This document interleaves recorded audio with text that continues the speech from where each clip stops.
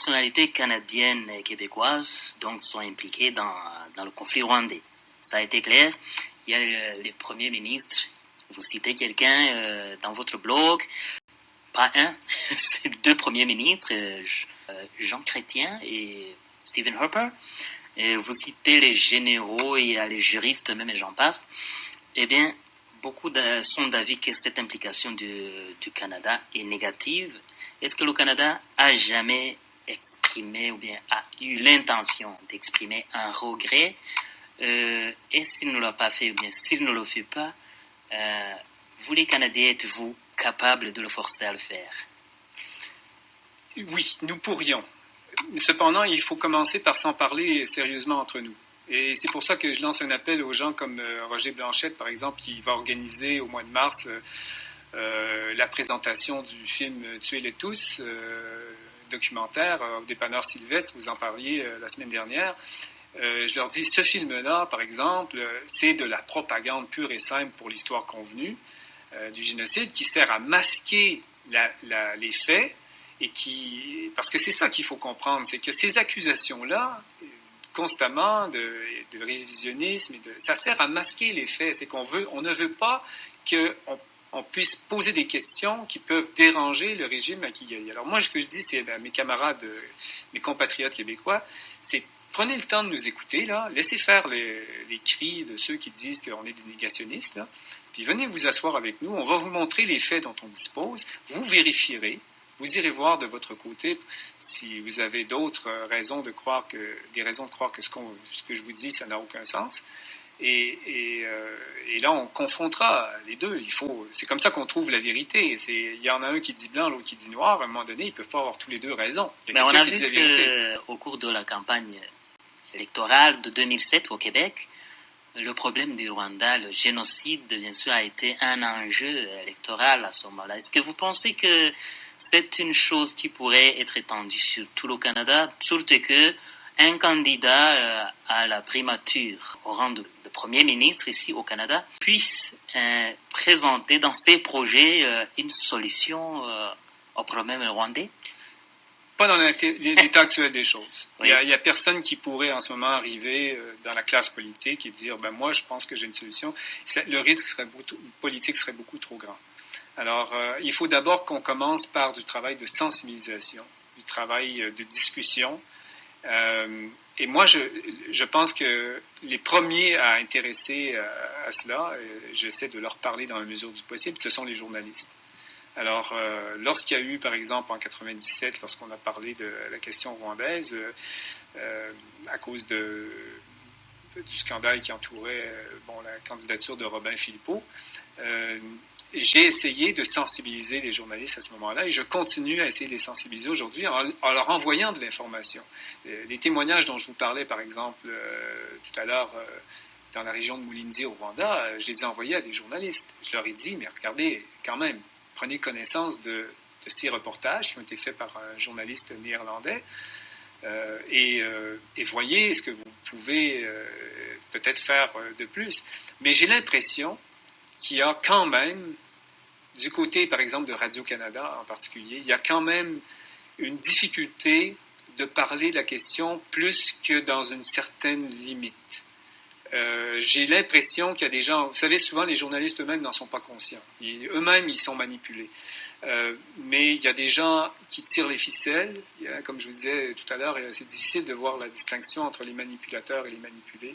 Il y a des gens qui tirent les ficelles, qui sont très bien au courant. Par exemple, à l'ACDI. Voyez-vous, l'ACDI, c'est un organisme qui aide le Rwanda. Alors moi, ce que je dis, c'est qu'il faudrait essayer plutôt de dire on va vous aider lorsque vous allez arrêter de massacrer des populations au Congo. Et soit dit en passant, vous en avez massacré aussi beaucoup avant, là. Puis on va vous aider lorsque la liberté de presse va être rétablie vraiment au Rwanda et lorsque la démocratie véritable va être rétablie. Lorsque vous allez arrêter de dire que vous voulez vous remettre du génocide, et ça fait 14 ans, 15 ans que le génocide a été commis, et vous êtes encore en train de nous dire qu'il faut s'en remettre et tout, mais là, il commence à être temps qu'on arrête ce discours-là, 15 ans plus tard, vous avez tous les moyens, vous avez de l'aide financière. Comment se fait-il que les massacres continuent au Congo? Comment se fait-il qu'il n'y ait aucune liberté de presse? Alors, vous avez des comptes à nous rendre. Mais l'ACDI, s'emploie à occulter, c'est un organe justement qui s'emploie à occulter ce qui se passe dans la boucherie derrière. J'ai appelé ça dans mon blog, j'ai appelé ça la devanture de la boucherie. Alors par exemple, on paie une journaliste canadienne pour qu'elle aille au Rwanda faire un reportage sur une Québécoise d'origine rwandaise qui est retournée dans son pays, Radégonde Ndejuru. Et on raconte que Mme Ndejuru est une sorte de travailleuse humanitaire, en somme, qu'elle a beaucoup aidé les gens. Je n'en doute point, elle a certainement fait des choses formidables. Mais lorsqu'elle est retournée au Rwanda, ce qu'on a caché dans l'article en question, qui est apparu dans Le Devoir, de la journaliste qui était payée par l'ACDI pour aller là-bas, on a caché aux gens que Mme Ndejuru, aujourd'hui, est secrétaire particulière. Elle est comme une haut fonctionnaire de l'État, elle est secrétaire particulière de Jeannette Kagame. Donc, c'est pas comme si elle était là simplement en tant que travailleuse humanitaire. Elle fait partie de l'État rwandais. On l'a caché, ça. On a dit... Puis la journaliste a quand même, il faut reconnaître, la journaliste a quand même expliqué que le régime Kagame était dénoncé en ce moment par l'ONU pour son rôle au Congo. Mais, vous voyez, on ne va pas au fond des choses. On ne va pas dire, écoutez, Mme Ndejuru, elle est là pour dire, en somme, que le Rwanda fait beaucoup pour aider les Sidéens et que le Rwanda fait des bonnes œuvres et tout. Puis pendant ce temps-là, derrière, on massacre. Alors, c'est la devanture de la boucherie. Tout est propre en avant, tout est étincelant, mais derrière, on massacre. Alors, il ne faut pas être dupe de ces histoires. Et c'est ce que je dis à mes compatriotes. Il y a des gens qui massacrent, il y a des tueurs, il y a des gens qui se fichent éperdument de la vérité, qui se servent du génocide comme fonds de commerce, et ils manipulent et ils emploient ils paient des gens. Mme Ndejuru, au Rwanda, je suis sûr qu'elle est très bien traitée. Hein. Les profits de l'exploitation minière au Congo, là, ça fait qu'il y a beaucoup d'argent à Kigali pour payer ce genre de collaborateurs-là. Pour conclure un peu sur l'attitude du gouvernement du Canada, nous savons qu'ici au Canada, il y a quelques gens qui n'ont pas pu obtenir leur statut de résident permanent, de nationalité, à cause de leur présumée collaboration avec le régime de Habyarimana. Donc, les gens qui ne se seraient même pas rendus au Rwanda depuis les années 80. Alors, qu'est-ce qui explique cette attitude du gouvernement qui ne peut pas leur donner un peu de répit et qui les menace de les expulser?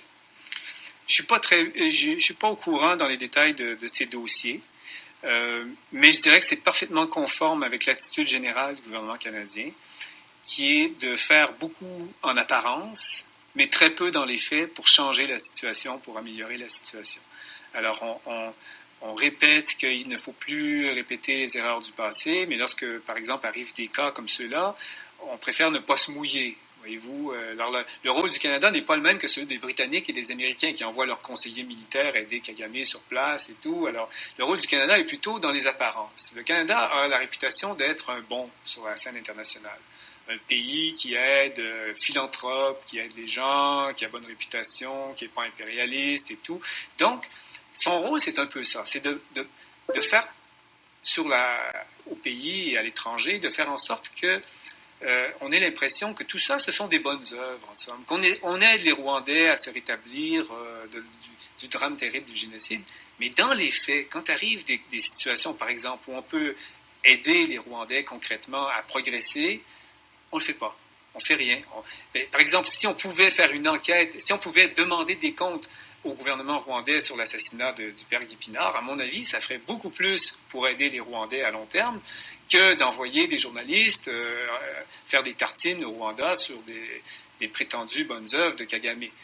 Mais c'est pas ça qu'on fait. On préfère, comme vous dites, refuser les gens qui arrivent et qui risquent de causer trop de problèmes parce qu'ils sont dénoncés par un tel et tout.